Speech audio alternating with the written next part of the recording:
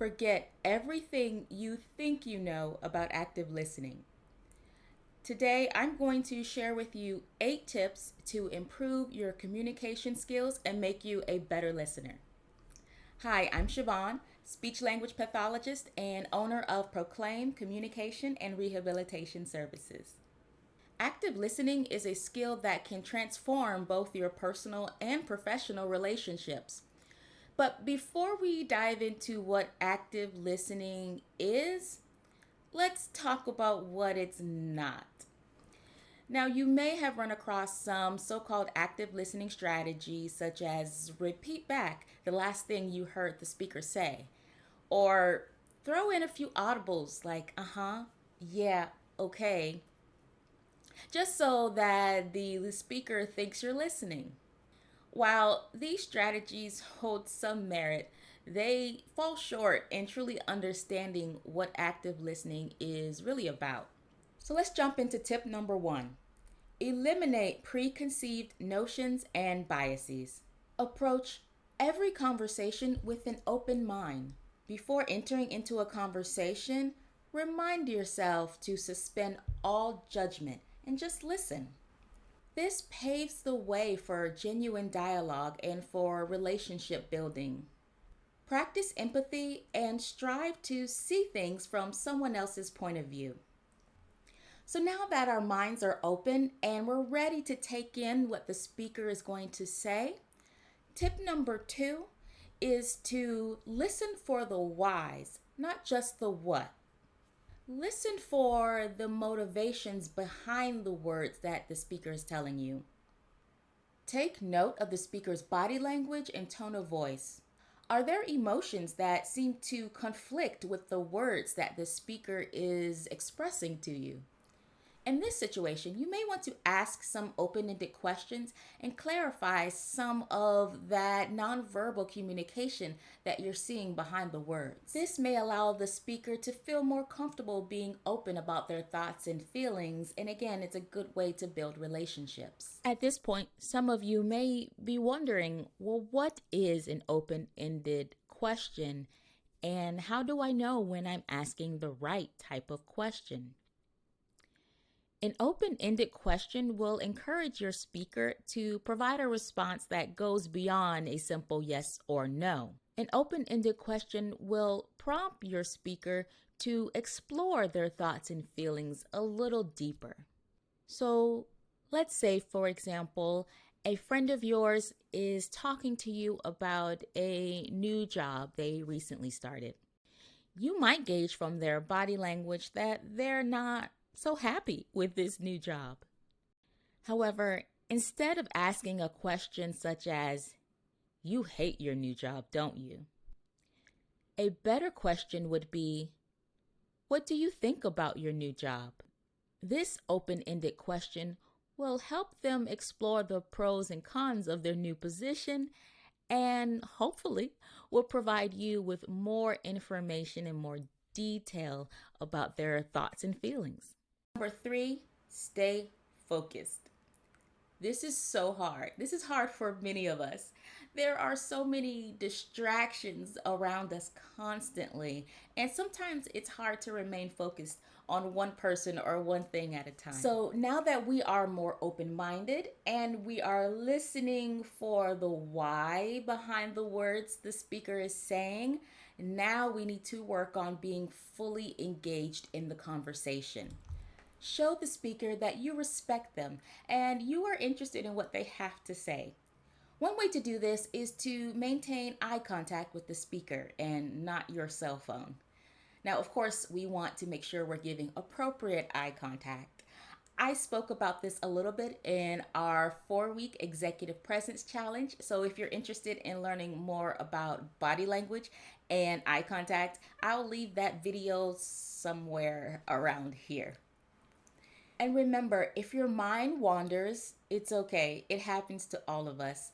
Just gently bring your focus back to the conversation, and you can even politely say, "I'm sorry, excuse me. Could you repeat that last thing you said?" No foul. Tip number 4, be mindful of your nonverbal communication. Sometimes we can say things with our eyes or our bodies that we don't really mean to say, especially not out loud. Again, if you want more information on nonverbal communication, I'll leave a link to that somewhere around here or in the description box below. Overall, maintain an open posture. Try not to close yourself off to the speaker. And in some cases, it would be appropriate to try to match the body language and the energy of the speaker.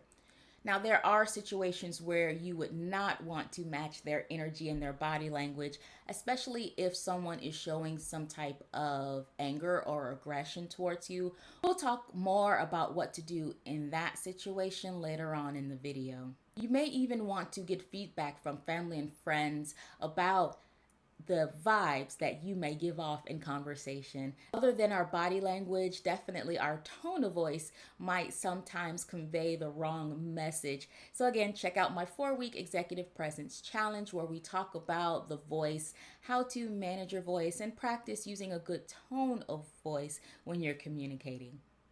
Tip number 5, regulate your emotions.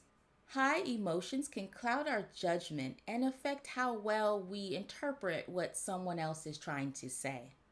By regulating our emotions, we can think clearer and communicate more effectively.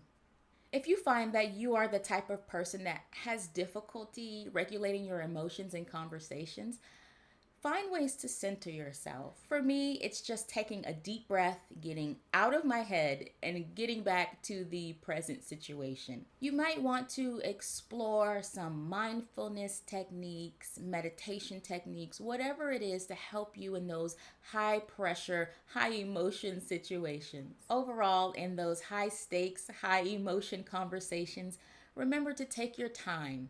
Pause when needed, take a deep breath. Pause before you respond, and maintain a calm demeanor. This segues nicely into tip number 6. Focus on listening, not responding.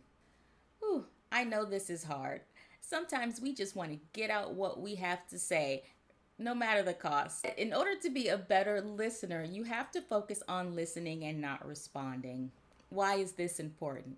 Well, if we're in our heads and we're constantly thinking about what we want to say next, we might be missing on an important point that the speaker is trying to make. In order to improve our ability to respond appropriately, take that time to really hear what the speaker is trying to say. Pause, think of your response first. You've heard people say, think before you act. Think before you speak, and then give your point of view.